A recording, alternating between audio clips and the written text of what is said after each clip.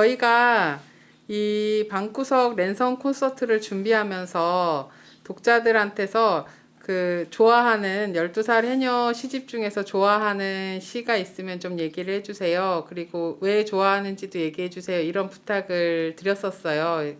그렇게 알아봤을 때 이제 비창이라는 시를 어떤 분이 좋아한다고 하시면서 어릴 때 사고치고 엄마한테 시침 뚝 떼는 게 너무 똑같고 공감이 가고 뭐 예나 지금이나 그래서 너무 좋다 이런 얘기를 해주시더라고요. 그래서 혹시 작가님께서 한번 낭독을 해주실 수 있을까요? 낭독이요? 네. 저는 비창요? 네. 34쪽이요. 다른 분이 낭독해도 될 것 같은데. 그러면 다른 분이 이거 되게 이거 기억납니다. 네. 요거 진짜로 어머님께서 사고 치신 거예요? 근데 그쵸. 이렇게 말씀하셨어요. 처음에 이렇게 이 얘기가 이렇게 시에서 모르겠고 어렸을 때는 지금 같은 잠수복이 아니었고 소중이만 입고 이렇게 했고 또 당시에는 그 물질을 1시간 넘게 하지도 않았대요.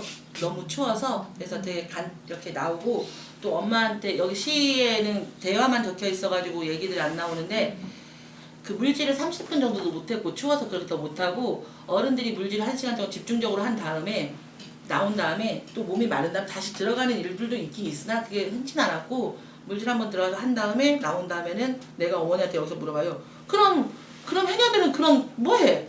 그렇게 1시간만 물질하면 이렇게 하니까 어머니가 저한테 엄청 욕을 하시면서 야 여자들이 할 일이 좋아하냐 한잔했죠 하면서 뭐 엄청 혼나면서 여자들 그것 말고도 할 일도 엄청 많고 천초도 집에 가서 빨아서 다시 다시 널어야 되고 조밭에 가서 검질로 매야 되고 물 들어도 가야 되고 뭐 엄청 바쁜 일상들을 이렇게 얘기하셨는데 그때 뭐 도구 같은 것들을 밀어보다가 야 어렸을 때는 이 비창도 필요하신디 여기 허리에 비창 딱 꽂고 그냥 멋으로 딱 이렇게 하면 멋으로 딱 꽂고 이렇게 하면서 이런 이야기가 나왔고 또 내가 엄마한테 요즘 해녀 자격증이 있잖아요.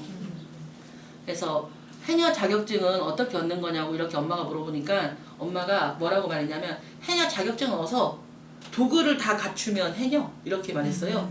그래서 도구를 다 갖추면 해녀라고 그 부모님이 만들어주는 태왁이나 뭐 이런 해녀의 기본적인 도구들이 있을 거 아니에요.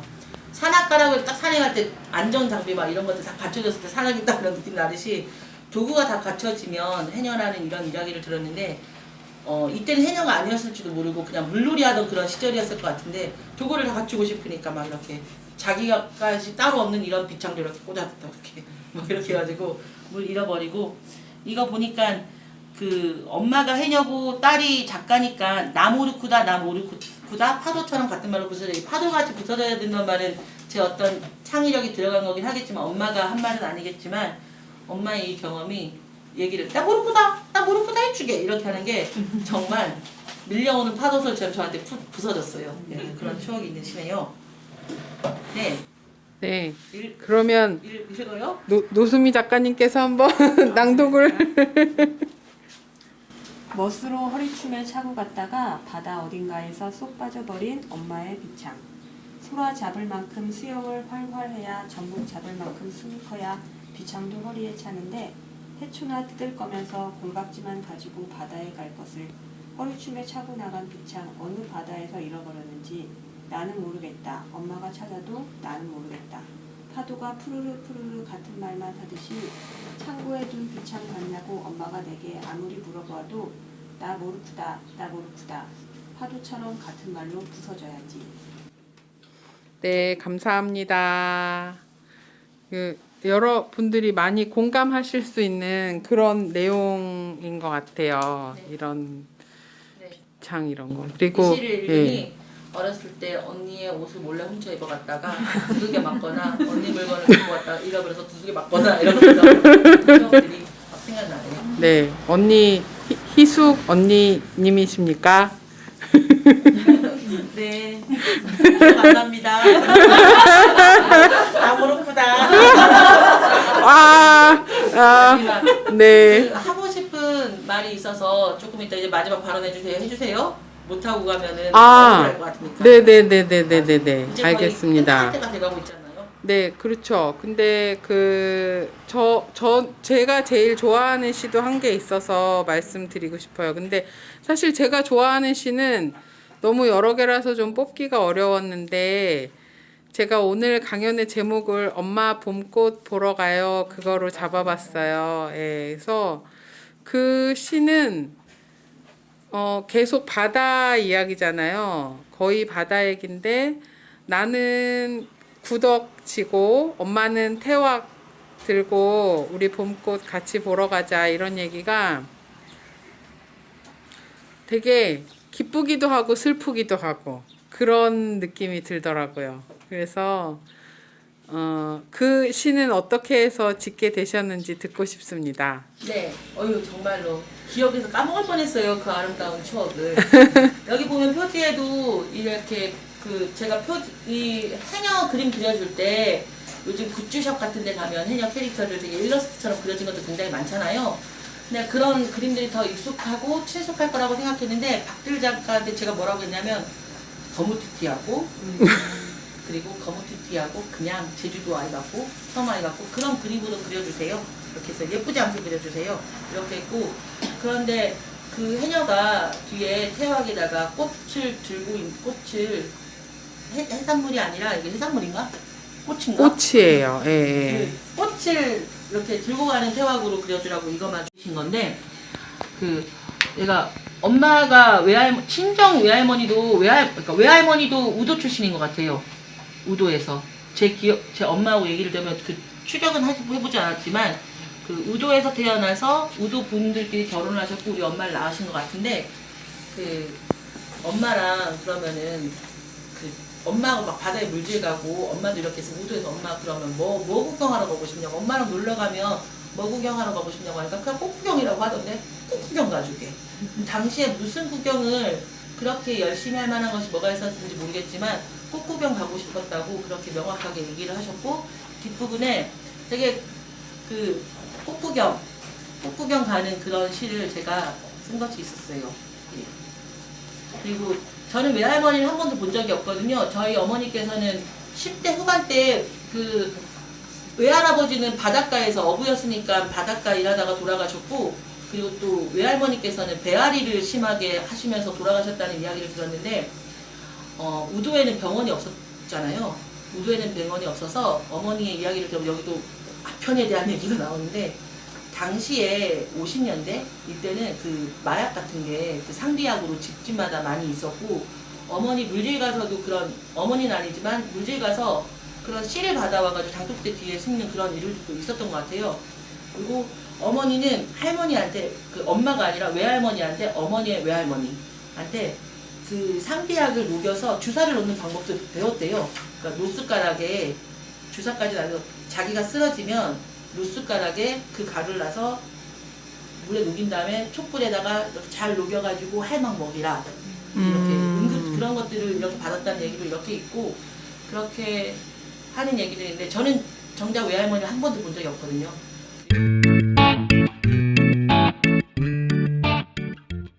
어머니께서 이 시집에서 제일 좋아하는 시는 12살 해녀. 이거 어머니가 이제는 진짜 딴말 하시거든요. 야, 나 어떤 중학교는 마당에만 갔다 왔나? 이렇게 하면서 마당보다 더 깊이 들어갔죠. 마당보다 더 깊은 곳이 어딘데? 가만히 있다. 마당까지는 안 들어가서 더 가서 이렇게 하면서 이렇게 하십니다. 그리고 그렇게 좀 성질 내면서 야, 방구 낀 얘기. 야, 잘도 막 이렇게 하면서 막 하시고 하는데요. 여기 제일 마지막에 날물시 쓴빛소리라고 좀 처음 쓸 때 자기적인가 뭐 이렇게 하면서 쓴빛소리라는 게 좀 자기적이지 않나? 별 보면서 내가 외할머니한테 편지 쓰는 거는 너무 자기적이지 않나 이렇게 생각했는데, 다 쓴 다음에 어머니께서는 이 시를 제일 좋아했어요. 그러니까 엄마는 엄마 없이 나를 낳고 외할머니 한 번도 본 적이 없는데 자기가 낳은 옹족딸이 잘 뭐라고 하지도 않았는데 자기 외할머니를 자기 엄마를 엄청 그리워하면서 이렇게 쓴 내용을 보면서 이 시를 읽을 때 굉장히 침착하게 좋아하시는 것 같아서, 아, 나는 되게 이 시를 자기적으로 쓰고 막 이런 식으로 했는데 엄마는 되게 좋아하는구나 이렇게 하면서, 우리도 내가 보지도 못하고 직접 경험하지 못했더라도 아주 먼 이야기들을 많이 끄집어내어가지고 써야 되겠다. 그런 걸 좋아할 사람들이 분명히 있겠구나 하면서 좀 작업에 힘도 얻고 영감도 얻었습니다. 네. 네. 네, 그 작가님 아까 꼭 하고 싶은 말씀 있다고 네. 하셨는데, 네, 잠깐 쉬는 시간을 갖기 전에 그 말씀 네, 좀 그만하고 들어볼까요? 이제 끝나는 거죠. 네, 네. 여기 1부가 끝이에요. 너무 와주셔서 감사하고 저는 잘 모르겠지만 너무 귀하게 서귀포에서 나고 자라고 책방 같은 것들 둘러다니는 그 우생당 명문서점 지역에서 정말 사랑과 따뜻함으로 자랐어요. 특히 우리 여자들이 많은 집안이라서 그런지 그리고 아주 어렸을 때부터 아버지가 꿈이 시인이었었기 때문에 그 아버지 꿈이 시인이었었거든요. 그래서 노트도 굉장히 많아요.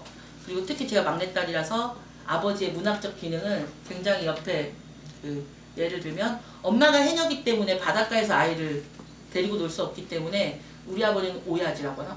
오야봉은 아니고 목수 그 노동자들 오야지였기 때문에 아버지가 집 만드는 공사 현장에 텐트 켜놓고 그 앞에서 자랄 경우들이 많거든요. 이쪽 보면은 아버지가 지은 건물들이 꽤 있어요. 건축 설계사로 있었던 게 아니라 오야지로 이렇게 해서 그 마당에서 성장한 그런 기록들이 있고 저 건물 이만큼 올라갔고 저 건물 이만큼 올라갔고 이런 게 굉장히 그 어린이집을 다니지 않고 그렇게 있었을 때 그런 마음들이 있고 그래서 좀 그리고 초중 고등학교 다 뭐 문예부를 나왔고 되게 생각이 많고 책을 많이 읽는 어린이로 자라는 것을 되게 주변에 격려를 많이 하면서 자랐는데 그래서 지금 저는 서귀포에서 지역에서 예술가가 한 명이 생기면 그 예술가로 인해서 얼마나 많은 변화가 일어날까라는 것을 좀 실험하면서 살고 싶은 뭐 각오 같은 게 있어서 좀 그런 재미있는 프로젝트를 지금 계속 진행을 하고 있는 중이에요. 제가 하는 다른 활동 같은 것들을 옆에서 가까이 손잡아 주거나 이렇게 하면 재미있게 지내실 수 있을 것 같아요. 네. 네, 감사합니다. 네. 네. 한마디만 더 하자면 제가 여기 첫 시집이 있는데요. 이 첫 시집 굉장히 우리 언니들이 엄청 싫어하는 시집이거든요. 여기 나오는 모든 언니들은 다 상상의 언니들인데 여기 보면 우리 언니들 엄청나게 강간당하고 폭행당하고 막 이렇게 하는 그러니까 우리는 한쪽 밤에서 잠을 자는 한쪽이라는 것은 여자고 여성성 아무나 어떤 식의 막 그런 것들인데 서귀포가 관광도시지만 유흥의 도시이기도 하잖아요. 관광이라는 것은 유흥과 그리고 거기서 또 소비되는 여성성들이 있을 테고 그런 것들을 숨겨놓았겠지만 관광이라는 그 즐거운 것을 숨겨놓았겠지만 저는 여기서 학교를 다녔기 때문에 중고등학교 때 성매매업소나 유흥업소에서 추락하거나 이렇게 살아갈 수밖에 없었던 친구들이 많았어요. 그리고 그런 게 많았고 그런 경험들을 가지고 있었고 또 그 시기가 저는 저만 겪는 일이 아닌 줄 알았는데 98년도에 대학에 입학했던 저한테는 95년, 96년, 97년이 아예 전조현상으로 원주교재 있기 전이나 청년들이 유흥업소로 많이 들어가는 그런 시대였대요. 나중에 나이가 들어서 이 시집을 펴고 나는 개인적인 상처가 이런 거다 뭐 이렇게 할까? 그게 개인적인 상처가 아니라고 그 시대가 그랬다고. 너는 그 시대를 중고생의 시절, 연약한 그 시절로 관통했고 술집이나 이런 식에서 유린당하거나 유린당하는지도 모르고 이렇게 소비되는 그런 아이들을 술집 남자 손님이 아니고 너가 직접 들은 그런 구술 체험자로서 너는 아주 중요한 사람이다. 뭐 이런 식의 사회학적인 얘기를 해주셨는데 이런 이야기들을 너무 어둡고 거칠어서 쓰지 못하고 있었거든요. 근데 34살 때쯤에 제주가 낳은 아름다운 시인 현태쿤 시인과 결혼을 하면서 예, 그러면서 정말 시를 쓰고 싶은 마음 때문에 그분과 결혼한다는 것은 생각 못했는데 결혼하고 마음도 편안해지고 이렇게 했는데 어머니가 34살 때쯤에 거실에서 4시쯤에 낮잠을 자고 계셨는데 귀 고막 같은 모양 이렇게 해가지고 자고 있더라고요. 근데 그때 어머니가 이렇게 누워있는 저물녘도 아닌데 이렇게 단잠을 자고 있는 그 모습을 딱 보면서 아무 생각도 없고 그냥 일상을 살아가는 사람이었는데 어렸을 때 글 쓰고 아이 뭐 이런 여기 써서 뭐하나 이런 흉악하거나 뭐 끔찍한 일 같은 거 써서 뭐하나 어렵고 힘든 사람들 이야기를 굳이 써서 뭐해? 뭐 이런 식의 그런 생각들이 있었는데 어머니 길을 그 자는 모습을 보면서 내가 듣고 자란 얘기를 쓰지 않거나 어머니의 겪은 일들을 어머니 중심으로 어머니의 이야기를 쓰지 않거나 이렇게 하면 살아온 의미가 없겠구나라는 것을 아주 직감적으로 느꼈고, 어머니 잠자는 모습 속에서 다시 시를 써야겠다는 생각을 했고, 시를 열심히 썼고, 그리고 곧 얼마 안 돼서 등단도 했고, 또 그런 생각을 하게 된 것은 아주 오래전에 22살 때쯤에 해녀를 바라보던 시각이 굉장히 다른 지점에 있어요. 저한테는 그 해녀가 물질을 하고 바닷가와 뭐 자연과 환경이 하나 되는 그런 식으로 남들은 보게 될지 모르겠지만, 저한테 해녀는 어떤 식의 그런 어떤 이상이냐면,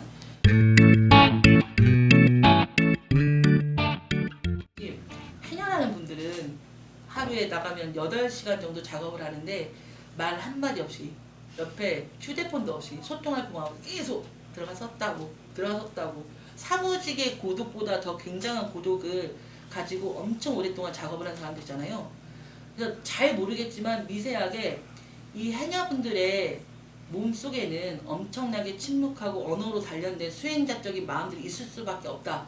그걸 풀어내지 못했지만은 어떤 뭔지 모를 듯한 수행자의 자세, 근면하고 생각하고 끝끝내 참거나 어떤 식으로는 삭히는 이런 식의 내면이 분명히 있을 것이다 라는 그런 되게 성인 같은 느낌으로 해녀를 이상향으로 바라보는 그런 면들이 있었어요.